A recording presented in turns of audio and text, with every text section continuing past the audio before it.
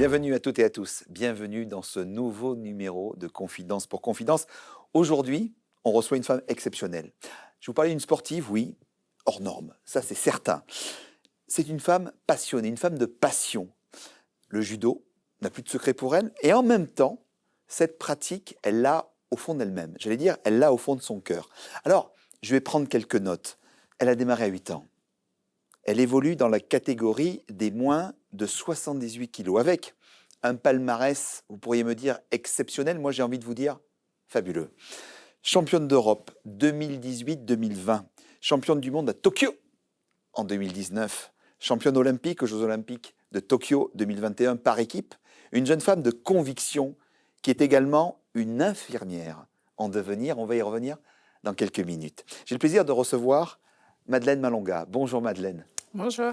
Est-ce que tu permets que je t'appelle Mado? Oui, bien sûr. Oui, c'est le surnom qu'on te donne? Oui. Depuis quand? Depuis petite, depuis toujours, on m'appelle toujours Mado. Parfois, j'oublie même que je m'appelle Madeleine, donc oui, c'est OK. Justement, Mado, raconte-nous un petit peu ton histoire. Quand tu étais petite, la petite Mado, elle était comment? La petite Mado, elle était calme. Elle aimait faire du sport, elle aimait se dépenser, et puis elle était un peu faux-folle quand même. Un peu fofolle. Ouais. Mais des parents, des frères et des sœurs qui canalisaient un petit peu la petite Mado? Oui, exactement, mes parents, et puis mes deux grandes sœurs, hein, et puis après mon petit frère aussi. Bon, lui, il me canalisait moins forcément, vu qu'il était plus jeune que moi, mais ouais, j'étais un petit peu une petite pile électrique quand même. Pile électrique. Mais on en a besoin quand on est sportif, on en a besoin quand on est entrepreneur. Et puis cette folie, ce désir d'agir, c'est aussi quelque chose de fort. D'ailleurs, j'ai noté, parce que quand on t'a posé la question, quelle est la citation que tu aimes, tu as dit, c'est la confiance en la vie qui permet d'avancer, rebondir et finalement apprécier ce qui arrive tout simplement. Oui. Dis-nous pourquoi. Oui, c'est une citation qui me parle beaucoup parce que à travers déjà mon parcours de sportif de haut niveau, je me suis rendu compte qu'il y a certains moments où j'étais au top et un moment un peu plus bas. Et j'ai pris conscience que c'était tout simplement la vie, que malgré ces périodes de doute, ça ne veut pas dire que c'est figé et que tout continue, tout avance. Tu veux devenir infirmière? Oui, Au fond de toi. Une maman aide-soignante? oui, Un papa infirmier? oui. Ça vient de là? Oui, en fait, depuis toute petite, j'avais un rêve d'être puéricultrice, mais aussi fort que de celui d'être championne de judo. Et c'est vrai que je me suis lancée dans ces études en 2015. Là, je les ai mis un peu entre parenthèses parce que c'est vraiment très difficile de concilier les deux.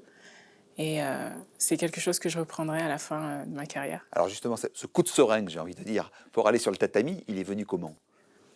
Il est venu tout simplement un peu par hasard. En fait, je faisais de la danse au tout début et puis ma voisine faisait du judo. Et tout bêtement, un jour, je lui ai dit, je vais venir avec toi. Et j'ai vraiment accroché et je suis repartie. C'est familial un petit peu, le sport. Ton frère Oui, fait du sport. oui. Quelle discipline? Alors, il a fait du judo un petit peu et puis après, il est parti au foot. Voilà. Ouais. Il continue à jouer? Oui, il joue encore dans un petit club. Ton grand-père est une personne qui compte pour toi? Oui, Beaucoup. oui. Lui-même faisait du judo? Oui, il a fait un peu de judo, bon, pas haut niveau, mais il a fait un petit peu de judo et ouais. Quand on quitte sa famille à 13 ans, ça a été ton cas, pour faire du sport de très haut niveau, comment une jeune fille en fait se réalise dans sa vie? Parce que je te vois avec ton beau sourire, ton envie de vivre, ce qui se dégage quand on Ouais. parle avec toi. Comment à 13 ans on prend les choses? À 13 ans, honnêtement, je réalisais pas tellement que je partais de la maison. À la base, c'est plutôt mes parents qui m'ont poussée à y aller, à prendre, à saisir cette opportunité. Je me rendais pas tellement compte, j'étais encore un peu début d'adolescence où ce qui comptait, c'était mes amis, mon petit cocon familial. Et c'est en discutant avec mes parents qu'ils m'ont dit c'est quand même une opportunité, saisis-la et puis on verra ce qui se passera. Au pire, tu peux toujours revenir, mais vas-y, lance-toi. Vas-y, fonce, Voilà. lance-toi. Ça, c'est un mot qu'on entend souvent chez les entrepreneurs. Alors justement, tu viens de parler d'amis. Il y a une amie qui compte pour toi qui est Priscilla Nieto. Oui. Et en 2012, tu es à Londres pour encourager ton amie. Oui, en fait, par le passé, on était très amis. Et puis en 2012, je vais au jeu pour l'encourager. Et c'est vrai que j'ai quand même pris conscience du sport de haut niveau et des grandes compétitions. Et ça m'a motivée. c'est vrai que ça m'a motivée à aller chercher ce genre de médaille. Quand on te voit dans les médias, en fait, tu as une vie personnelle très pudique. Je pense que tu y tiens. C'est quoi ton jardin secret, en fait? Et le fait de préserver ce jardin secret? Oui, c'est vrai que je suis assez discrète sur ma vie privée.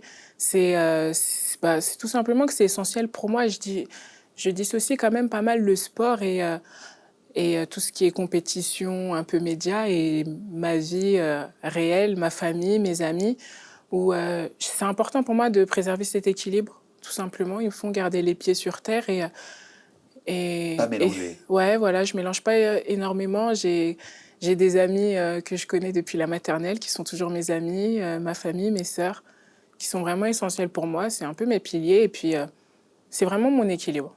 Alors, tu as entamé en parallèle une formation en école d'infirmière. Pourquoi, Mado? Tout simplement parce que c'était vraiment mon rêve. Quand depuis petite, j'ai vraiment rêvé d'être puéricultrice. Et c'était compliqué de... Il faut savoir qu'en 2015, quand je saisis cette opportunité, il n'y avait pas avant la possibilité de faire et sport et formation dans l'école d'infirmière.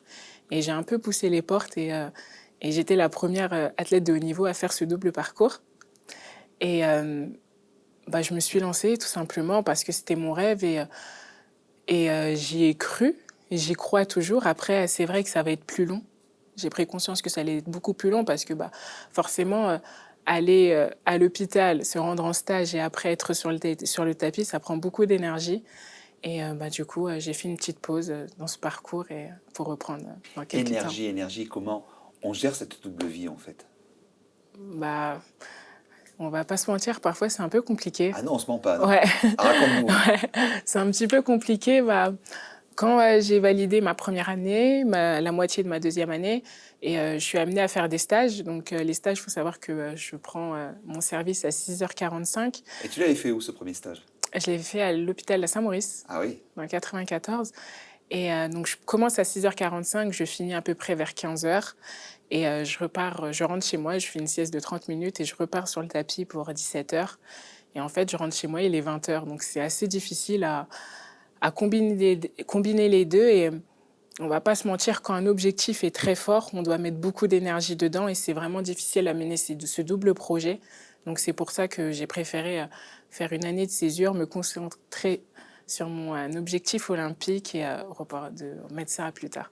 Ça s'appelle faire des choix dans la vie. Exactement. Comment ils ont réagi, tes parents, à ça? Ils étaient OK parce que eux-mêmes savent ce que c'est d'être dans le milieu hospitalier. Donc l'énergie que ça prend, les études, vraiment cette énergie. Donc ils étaient OK avec ça. Et puis ils m'ont dit, vas-y, fais. Et ils ont confiance en moi, ils savent que j'ai la tête relativement sur les épaules. Donc ils savent que quand j'ai quelque chose en tête, de toute façon, même s'ils me disaient non, continue, j'allais pas le faire. Donc en fait, il y a la confiance des parents. Le mot Exactement. confiance, Ouais. je pense, dans votre famille, est très important. Exactement. Et alors, donc cette année de césure que tu as faite pour te préparer aux Jeux Olympiques n'a pas été facile. Parce qu'on dit souvent, quand on voit les entrepreneurs, ils te parlent tout le temps de leur succès. Moi, j'aime bien parler parfois des difficultés parce qu'on apprend beaucoup de ces difficultés. Qu'est-ce qui n'a pas été facile dans cette année de césure? Ce qui n'a pas été facile, déjà la crise du Covid. Ça a été assez compliqué. Déjà, gérer l'inattendu, ce qu'on ne sait pas en fait. C'était assez compliqué.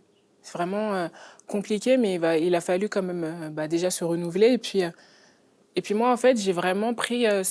j'ai essayé de prendre les choses différemment en me disant, c'est reporté d'un an. Et dis-toi que tu as un an pour être encore plus forte. Et au moins, c'est vraiment ce qui m'a aidée à avancer chaque jour et à garder la motivation. C'était vraiment ma ligne de vie, on va dire. Ton président, Stéphane Nomis, m'a dit que tu étais quelqu'un qui était formidable et qui aimait tout le temps apprendre. Alors, apprendre un métier d'infirmière, mais en fait, tu as une autre formation. Oui. Laquelle? Oui, alors j'ai fait une formation en préparation mentale pour accompagner les sportifs durant du coup mon année de césure parce que vu que je savais que je mettais une pause, mes études d'infirmière entre parallèles, je voulais quand même garder un peu une stimulation intellectuelle, si je peux dire. Et je me suis inscrite dans cette formation durant cette année olympique qui m'a beaucoup apporté. J'ai appris de nouvelles choses. J'ai été diplômée là tout récemment. Donc ouais, j'avais envie d'apprendre des nouvelles choses et en même temps, j'ai trouvé un peu aussi une nouvelle vocation, quelque chose vraiment qui m'a plu, qui m'a parlé et j'ai entamé encore du coup une nouvelle formation. Tu n'arrêtes pas? Oui, bah, j'aime bien apprendre de nouvelles choses, de nouvelles expériences. Donc je me suis lancée dans la formation d'executive coaching chez HEC pour faire du coaching dans les entreprises, aider les salariés.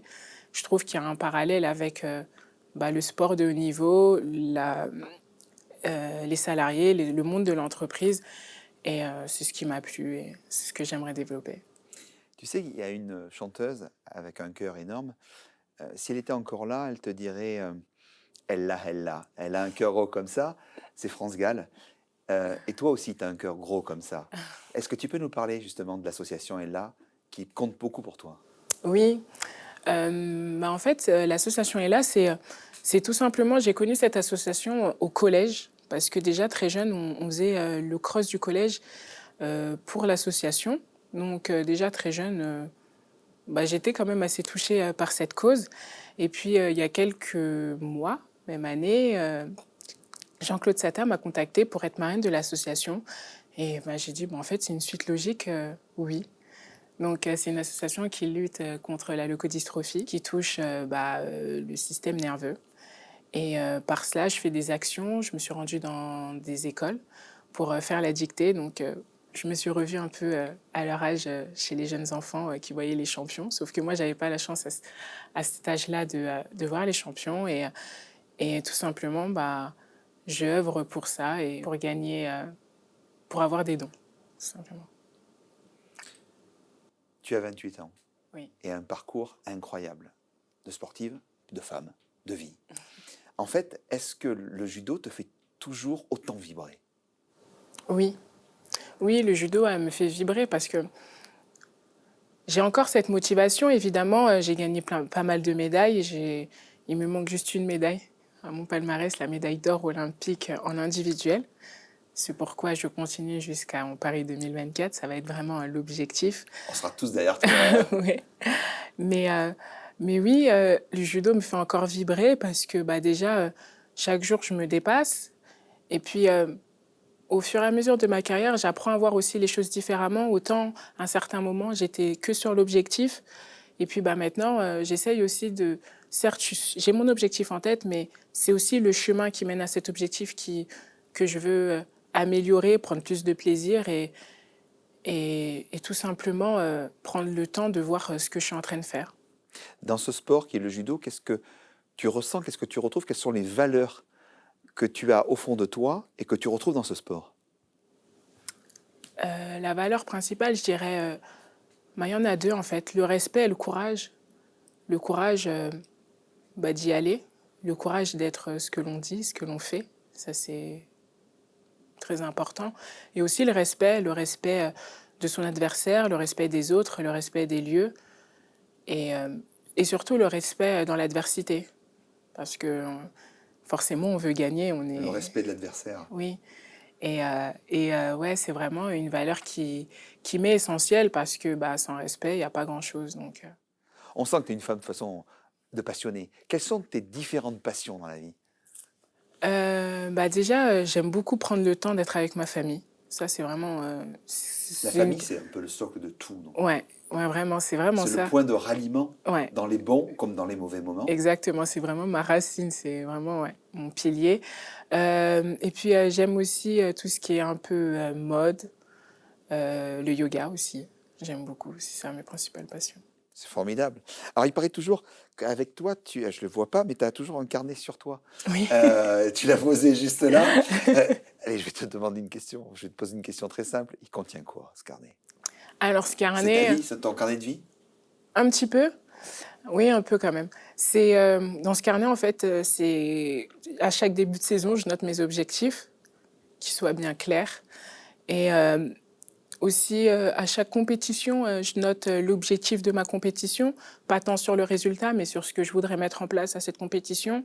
Et surtout, je note le débrief après enfin, tout simplement le débrief. L'après de la compétition, les points positifs et surtout les axes d'amélioration. Et puis, dans la partie du carnet, il y a aussi une partie un peu mentale où je note tous mes petits tips parfois que je peux relire en compétition pour gérer mon stress, gérer quelconque émotion. Pour nos téléspectateurs, pour nos entrepreneurs qui nous regardent et qui nous écoutent, je vais te donner des noms. Et derrière ces noms-là, tu vas me dire qu'est-ce qui t'inspire, qu'est-ce qui représente pour toi. Je vais démarrer par Teddy Riner. Teddy Riner, champion, exemple quand même. Clarisse. Travailleuse. Travailleuse. Shori Amada. Newaza, une particularité, une spécificité du judo, le travail au sol. Tactique. Tactique. Ouais, Tiens, un tactique. autre tacticien peut-être, David Douillet. Symbole. Symbole, pourquoi? C'est un symbole du judo, surtout pour ma génération. Quand j'étais jeune, je regardais le judo. C'était C'est là, l'idole. exactement. Et même symbole de reconversion, un symbole. J'aime. De cœur aussi, parce oui. que c'est quelqu'un qui fonctionne comme toi, Ouais. Madeleine, beaucoup avec le cœur. Exactement, je trouve que je ne l'ai pas beaucoup rencontré, mais les peu de fois où je l'ai vu, j'ai trouvé qu'il y avait beaucoup de bienveillance. Et je le trouve inspirant, déjà par sa carrière, forcément, et puis aussi par sa reconversion. Il a eu des postes comme ministre, tout ça, ses engagements pour les pièces jaunes, tout ça. Donc, ouais, c'est un symbole. C'est un symbole. On arrive à la fin de cette interview. Face à la caméra, qui est juste à côté de moi, un message que tu as envie de délivrer pour ces femmes et ces hommes qui entreprennent en France. Tu sais qu'on doit multiplier en France le nombre d'entrepreneurs par 2, avoir plus d'entrepreneurs, plus de femmes, plus de jeunes. Et je pense que tu as un très beau symbole pour ça. À tous ces entrepreneurs, tu as envie de leur dire quoi? Alors, j'ai envie de leur dire, croyez en vous, lancez-vous, faites-vous confiance. Ce chemin va être long, ce chemin va être parfois difficile, mais ne lâchez pas. Et surtout, n'oubliez pas que pour gagner, il faut accepter de perdre. Ça fait partie du jeu, mais le jeu en vaut la chandelle. Donc foncez. Madeleine Malonga, un très grand merci. Tu es une très grande championne, Merci. mais surtout une grande femme. Une femme avec un grand cœur, avec de grandes valeurs. Merci d'avoir été avec nous durant cette interview qui va beaucoup parler, une fois de plus, à ces femmes qui ont envie d'entreprendre parce que toi, tu as entrepris la vie de la meilleure des manières, avec le cœur. Merci.